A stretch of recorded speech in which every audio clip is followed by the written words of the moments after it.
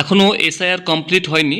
এই মাস পুরোটাই চলবে এবং যে চূড়ান্ত ভোটার তালিকা বা চূড়ান্ত ভোটার লিস্ট যেটা ফাইনাল লিস্ট বেরোবে, এটা আরও 2 সপ্তাহ প্রায় পিছিয়ে যাচ্ছে।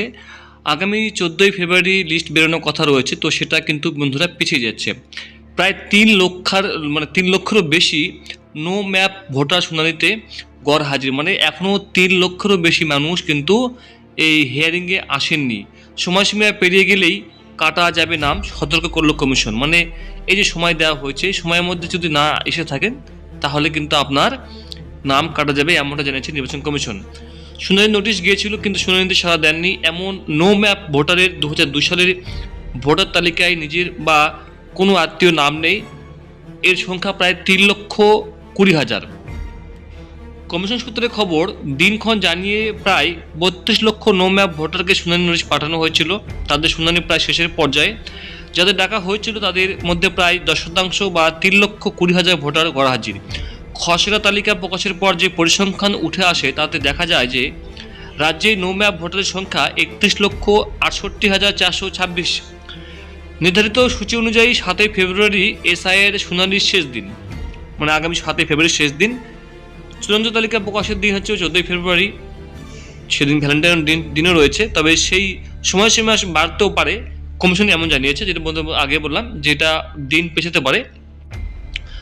প্রথম শুনানির ডাকে অনুপস্থিত ভোটাররা শুনানি চলাকালে অংশ নিতে চাইলে সুযোগ পাবেন, কিন্তু তারা শেষ দিন পর্যন্ত অনুপস্থিত থাকলে তাদের নাম তালিকা থেকে বাদই যাবে। এদিকে শুনানি কেন্দ্রে ভাঙচুরের ঘটনায় কড়া মনোভাব দেখালো কমিশন। প্রতিটি জেলার তাদের নির্দেশ, শুনানি কেন্দ্রের নিরাপত্তা নিশ্চিত করতেই হবে।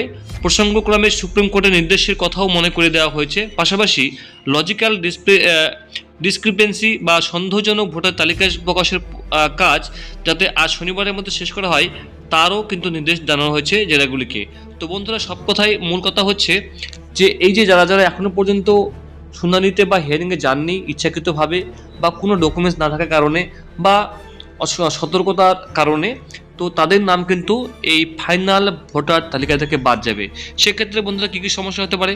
সেক্ষেত্রে দুটো কাজ হতে পারে বন্ধুরা। একটা হচ্ছে আপনার এনআরসি নাম তুলতে পারবেন না, মানে আপনি আপনার বিদেশি বা আপনি বাংলাদেশি নিজে আপনি জানেন সেটা, বা আপনি আগামী দিনে যে এসআইআর হবে বা আপনার যে এনআরসি হবে সেখানে কিন্তু আপনি নাম তুলতে পারবেন না, মানে এনআরসি নাম থেকে আপনার কাটা যাবে। এক কথায় আপনার এখনও পর্যন্ত যদি আপনার নাম না উঠে থাকে সেক্ষেত্রে আপনার তো আপনার Aadhaar card, voter card, PAN card তো বন্ধ হচ্ছে না, সরকারি পরিষেবা আপনি পাবেন। কিন্তু যখন আপনার এই যে এটার কারণে যদি আপনার আগামী দিনে যে এনআরসি হবে তখন যদি আপনি না শো করতে পারেন লিস্টের নাম তো বা ভোটার তালিকার নাম, সেক্ষেত্রে কিন্তু আগামী দিনে আপনার সমস্যা হতে পারে। কারণ সরকার জানিয়ে দিয়েছে যে সবাইকে একটা ন্যাশনাল সিটিজেন কার্ড দেওয়া হবে, এটা কিন্তু এই এসআইআর এর ভিত্তিতে দেওয়া হবে। আরেকটা কথা বন্ধুরা বলে রাখি আমি, সেটা হচ্ছে যে এই যে এসআইআরটা হচ্ছে, এই এসআইআর এর মানে পরিপ্রেক্ষিতে যতগুলো ডকুমেন্টস চাওয়া হবে সেগুলো কিন্তু আপনার আবার 2000 এই সামনের মাসে কিন্তু শুরু হয়ে যাচ্ছে আপনার বাড়ি গণনা। এই বাড়ি গণনার পরে কিন্তু বন্ধুরা সেন্সাস, তারপরে কিন্তু বন্ধুরা সিটিজেন কার্ড দেওয়া হবে, তারপরে এনআরসি ঘোষণা করে দেওয়া হবে। তো বন্ধুরা, আপনাদের যদি এরকম মনে হয় যে আপনার কোনো ডকুমেন্ট নেই বা আপনি বাংলাদেশ থেকে এসেছেন বা আপনার কোনো ডকুমেন্টস অভাব রয়েছে, সেক্ষেত্রে আপনি সিএতে আবেদন করে কিন্তু সার্টিফিকেট নিতে পারেন। এটা কিন্তু একটা বুদ্ধিমানের কাজ বন্ধুরা। ঝামেলা এড়িয়ে যাওয়ার জন্য কিন্তু আপনি এই কাজটা বন্ধুরা করতেই পারেন। Thank you so much.